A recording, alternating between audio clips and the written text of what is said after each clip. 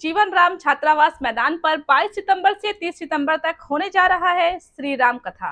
खबर है उत्तर प्रदेश के मऊ की, जहां आज 21 सितंबर 2023 को जीवन राम छात्रावास मैदान में रामायण परिवार जनपद इकाई के द्वारा श्री राम कथा का किया गया आयोजन, जिसमें जनपद मऊ में पहली बार श्री राम कथा मर्मज्ञ पूज्य संत आचार्य श्री शांतनु जी महाराज का आगमन होने जा रहा, जिसमें श्रद्धालुओं एवं भक्तों को ध्यान में रखते हुए रामकथा पंडाल में कथा सुनने के लिए भारी संख्या में कुर्सियों की व्यवस्था की गई।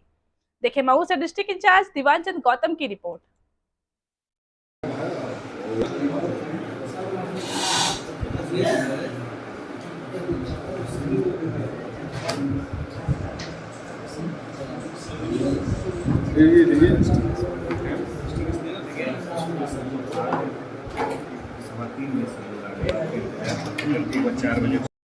और बाबा विश्वनाथ की कृपा से और मऊ के सभी जितने भी धर्मालु लोग हैं, सबके सहयोग से पूज्य कथावाचक आचार्य श्री शांतनु जी महाराज का राम कथा का कार्यक्रम मऊ में होना सुनिश्चित हुआ है।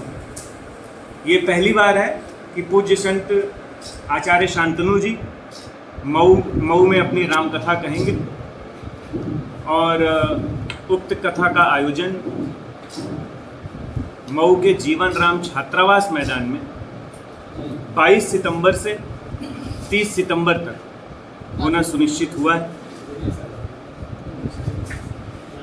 चूँकि मीडिया का ऐसे का अहम सहयोग रहा है प्रचार प्रसार में, तो आज इस प्रेस कॉन्फ्रेंस के माध्यम से आप सभी को सूचित करते हुए अपार हर्ष हो रहा है कि 22 से 30 सितंबर तक जीवन राम छात्रावास मैदान में आचार्य शांतनु जी महाराज राम कथा कहेंगे। कितने बजे से कथा आरंभ? कथा का समय 5 बजे से शाम 5 बजे से रात्रि 8 बजे तक का है। शशि आई।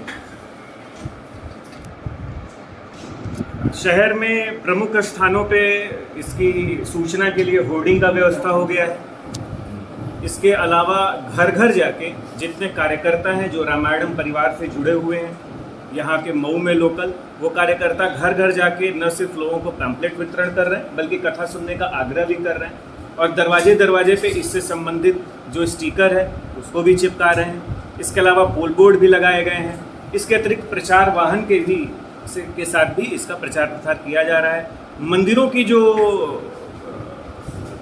साउंड की व्यवस्था है उससे भी जो है प्रचार प्रसार करके ज़्यादा से ज़्यादा लोगों को जागरूक किया जा रहा है। इस बार जो लोग आएंगे उसमें क्या व्यवस्था है?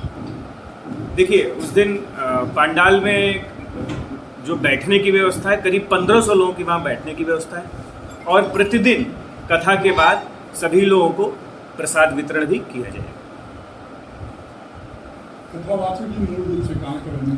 कथावाचक जी मूल रूप से बस्ती के रहने वाले हैं, लेकिन अभी उनका जो प्रवास है, आवास है, वो प्रयागराज में है।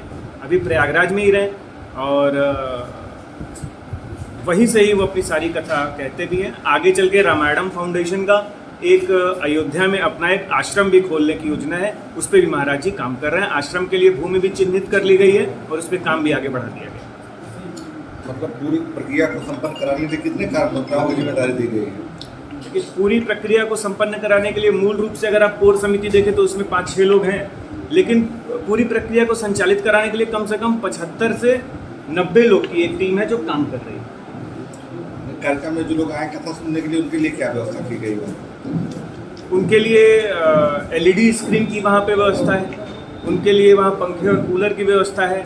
बैठने के लिए जो लोग घुटना मोड़ के बैठ नहीं सकते हैं उनके लिए कुर्सी और सोफे की व्यवस्था है। इसके बाद प्रतिदिन कथा के बाद प्रसाद वितरण की भी व्यवस्था है और जिस हिसाब से मऊ की जनता सहयोग कर रही है, ईश्वर का आशीर्वाद रहा तो अंतिम दिन हम सब लोग मिलकर भंडारे का भी आयोजन करेंगे।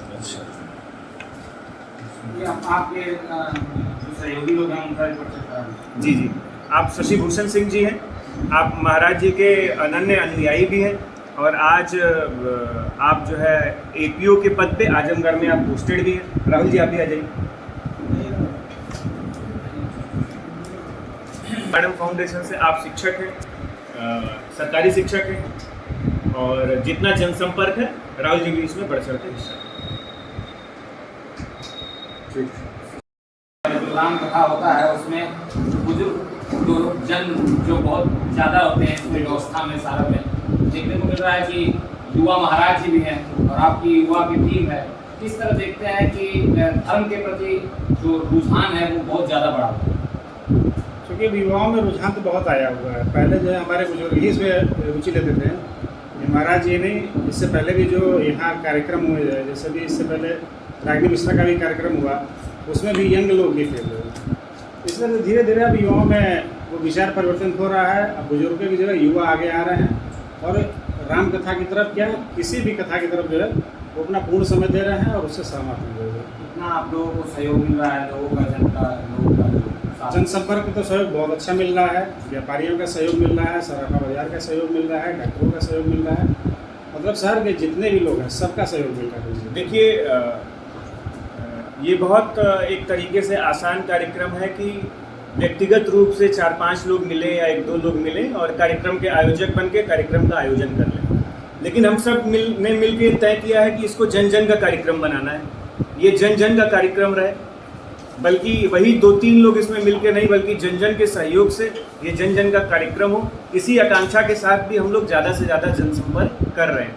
और आपका कहना पुनीत भैया बिल्कुल सही है, ये युवाओं की टीम है। बल्कि हम लोग जहाँ पे आश्चर्य भी हो रहा है, कुछ लोग क्या जा रहे हैं तो कह रहे हैं अरे आप लोग इसमें अधिकतर अधेड़ लोग या रिटायर लोग हैं, उन लोग के पास समय लगे रहते हैं। तो हम लोग का यही जवाब रह रहा है कि यदि अपनी आस्था के लिए, अपने धर्म के लिए, अपनी संस्कृति के लिए अगर हम समय नहीं निकाल सकते और बाकी अगर खाली व्यवसाय और अपने कामों के लिए समय निकालें तो फिर तो व्यर्थ ही है।